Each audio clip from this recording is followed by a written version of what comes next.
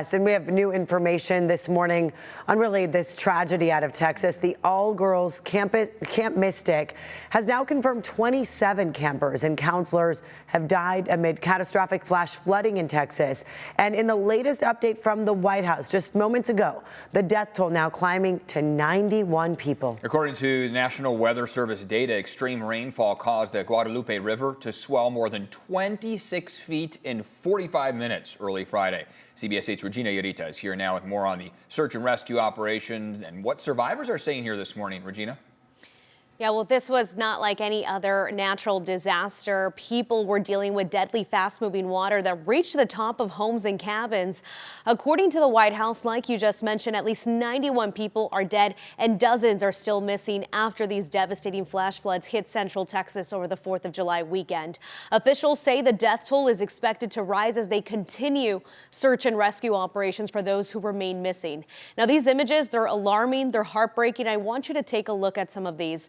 Dark water has covered most of the county. Homes have been destroyed and debris is scattered throughout different parts. The flood waters started to surge early Friday as extreme rainfall caused the Guadalupe River to rise rapidly to the height of a 2-story building.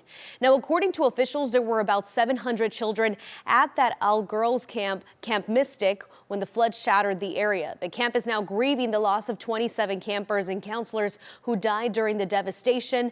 Federal officials right now are working to send additional resources for search and rescue operations, and crews have performed more than 160 rescues by helicopter and by rescue teams. Hundreds of volunteers are also combing the banks of the Guadalupe River, and the U.S. Coast Guard is now responsible for saving over 200 people. In Kerrville, a woman says her cousin's house swept away from its foundation, and now her cousin and his family, including his 2-year-old son, are still missing.